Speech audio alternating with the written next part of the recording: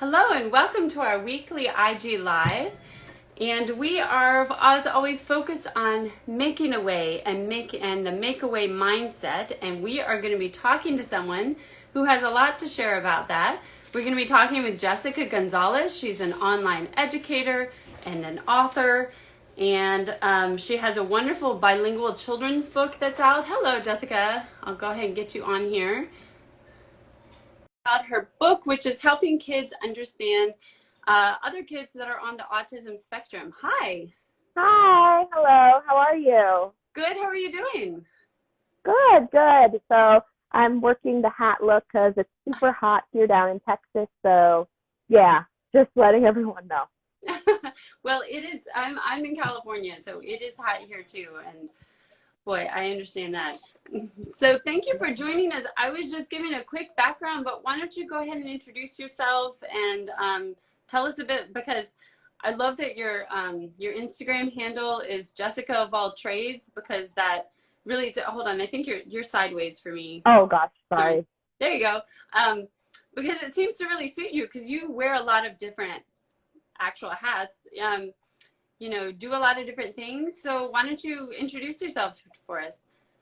Yeah, so my name's Jessica Gonzalez, but my Instagram handle is Jessica of all trades. So I basically am a freelance tutor and online educator at the moment. And it's been a very fun and an interesting journey, really working with children and giving them the individualized attention that they need. I also am a writer, and I did publish my first book. Well, first one is Luna Yes, Luna Si. I have it right here. Super cute. I love it. Available on all platforms, and it's basically about having a little sister with autism. So I also do offer freelance writing services. I am working on other side projects. I will be launching a podcast. So I very much went with Jessica of all trades because my biggest fear is to be boxed into a certain topic. And I'm very much one where I don't want to stay in the same mold. I always want to be doing something, improving myself, and always utilizing my skills that I've had since I was younger, which is why I continue to do what I do. So I'm, very excited and very happy to be here and share myself with you guys.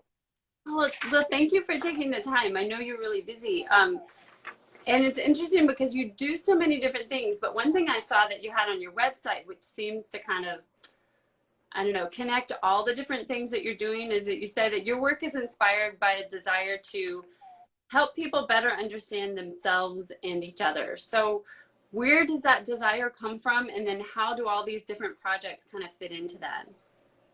That desire comes from my own personal childhood of I was very fortunate to have very good role models. Some people in my family who worked very hard to get to where they are. Like my family came from living in a little raggedy shack in Puerto Rico and the DR to owning homes in the US right here. So I'm very happy to see that I see someone who worked very hard and achieved their goals. So that's very much something I appreciate from my family. And I had a lot of mentors throughout school. I was in after school programs where I had people who basically helped guide me through the process of adulthood, since my mother was very, very young when she had me, and so was my father. So I very much want to be that figure to help people achieve their full potential. In that, when we help each person, we're able to help better the world. Everyone thinks that it's a lot more bigger, but it's actually more individualized. It's more like you need to fix and help yourself. And in turn, everyone you encounter will feel that energy, and it will spread like wildfire throughout the world. It's just a tiny little spark that you need in yourself to help other people. So that's very much why I do what I do. So I started freelance tutoring actually when the pandemic began. I actually was very lucky because the day that we had the shutdown was the day I started freelancing. It was weird. I say I got lucky because it was very strange timing.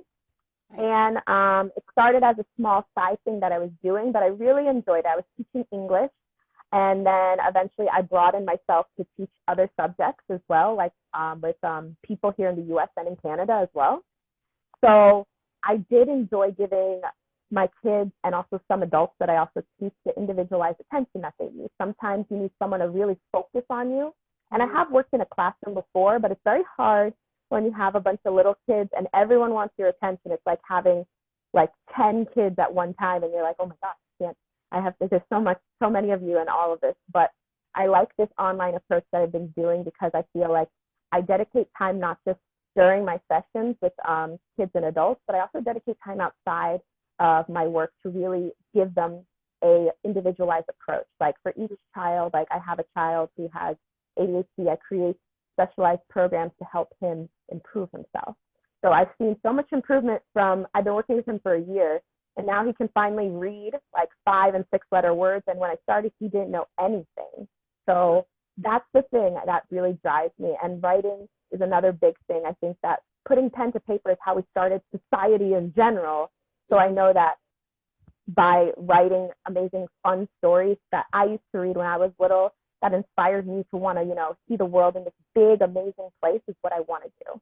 So while I only have one book, I mean, mind you, I published my book in the middle of 2019, so I never really got a full year of being an author to really, travel and like talk to people because of what happened in 2020. So now I'm back. I'm working on my second book.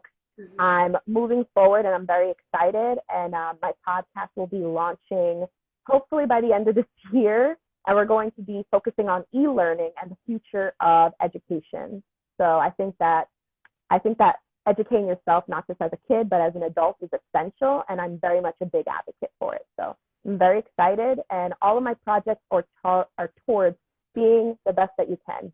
Achieving self-actualization every single day is a big thing for me.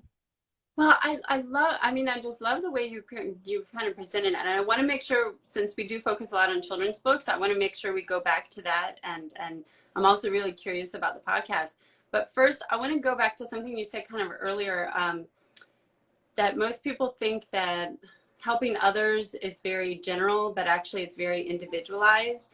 And that when you kind of make that change and you're authentic with yourself, that spark inspires other people. Can you talk a little bit more about that? And I mean, it's very clear, like when you give that example of the classroom, but can you kind of say more? Because I was actually just talking to my kids about this morning, about how a lot of times people get frustrated because they think they're not making these really big, they don't see that they're making a big difference in the world. And yet if you make a difference in your circle and you make a difference with yourself, that's so important. Can you expand on that some? Yeah, of course. So when it comes to, I think that we live in a time where, because it's so easy to be interconnected, like with social media and the internet, you feel like you need to keep up with big names and, like very famous people such as, celebrities or politicians who are trying to make big changes in the world. But you don't really need to do that in order to change the world. I think that, like, for example, you could meet one person. When I grew up, there was this really nice old woman that I worked with my first job, and she was like a grandmother figure to me. And she was one of the sweetest people I ever met, who helped me with my college application. She like randomly would buy me food just to show that she cared about me. And she was an old retired woman, and she very much pushed me to get out of my comfort zone. I'm not saying that, I'm not dismissing like my mother or anything, but I'm talking about people who come into your life rather than family for a minute.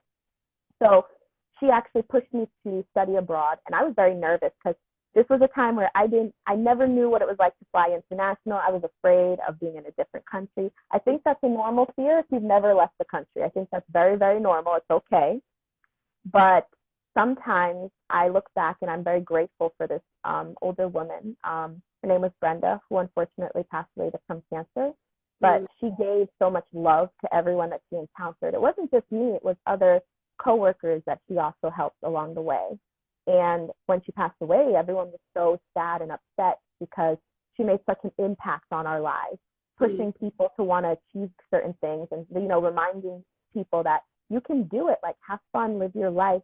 And mind you, she was 80-something years old giving teenagers this advice, and we actually listened because she came from a genuine place, because she lived her life and she had similar people around her who helped, persuade her to go and, live her life, travel as a young woman and, have a career.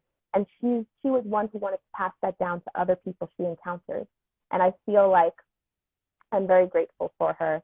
And I want to, hopefully, when I'm in my 80s, be like that as well, encouraging young people and showing them that, yeah, I'm old, but I still feel like I'm young inside because I lived and I did everything I ever wanted to do, and so can you. So sometimes you just need to hear that from people. And that positive impact that she left still lingers to this day, even though I lost her like 5 years ago. So it's something where people will always remember you. If you are at your optimum, even in your lowest moments, you're still showing that you're a human being trying every day. That's something that's incredible. And you don't know who you can impact. You really don't. And that's the beautiful thing about being able to, you know, connect with people on an intimate level rather than talk to a huge audience. Right.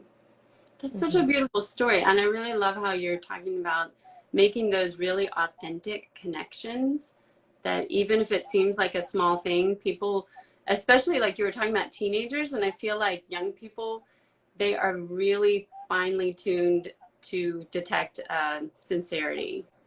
And if you're not being sincere with them, that's why we always talk about kids having like an attitude or not paying attention. But I think if you really are sincere and genuine, like you said, what an impact. And now you're having that impact on other people. That is so wonderful.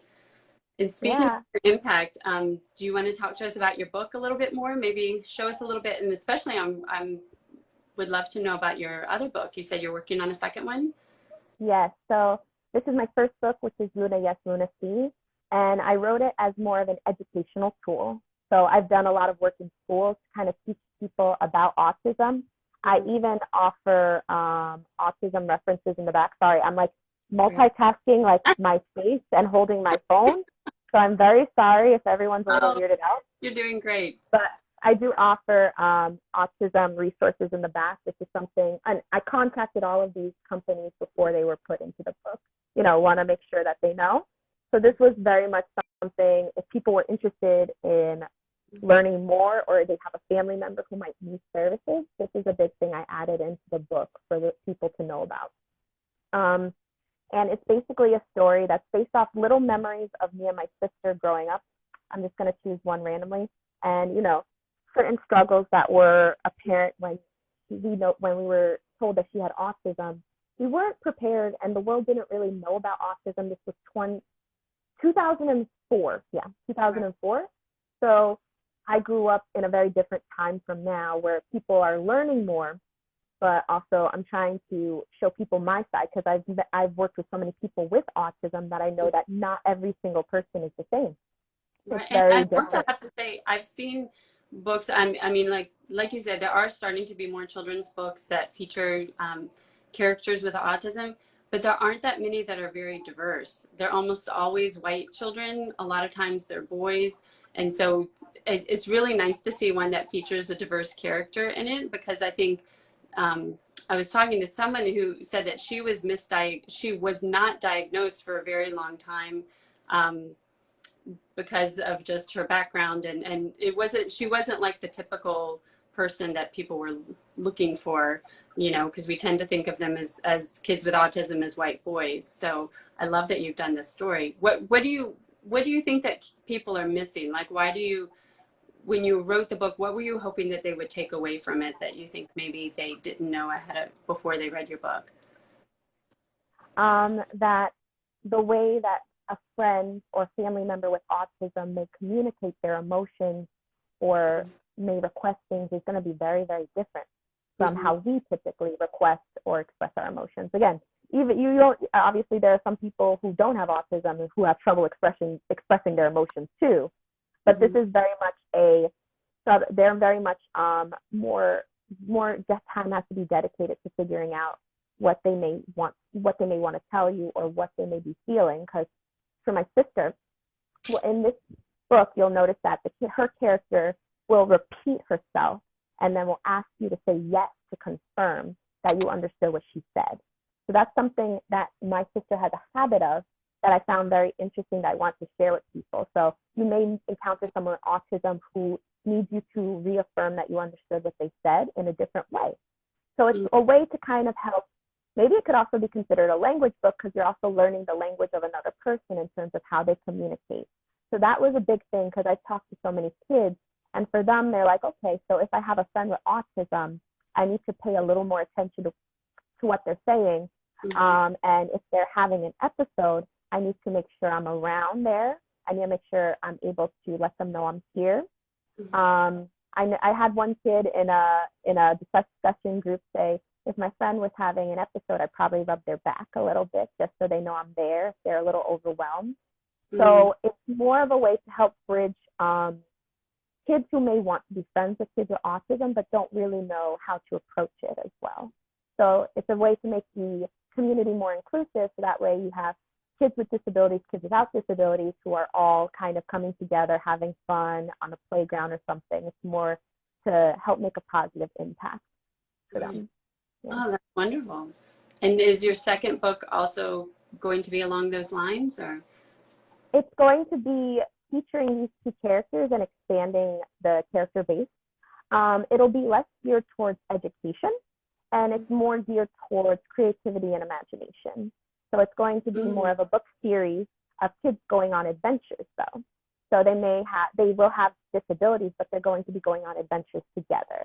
So similar to like the Magic Tree House or the Magic School Bus in a way. So you'll learn stuff. It's I do a lot of research on the concepts I'm going to be focusing on. Sorry if you heard my phone go off. I've done a lot of research on the concepts that the kids are going to be learning about, which could be space.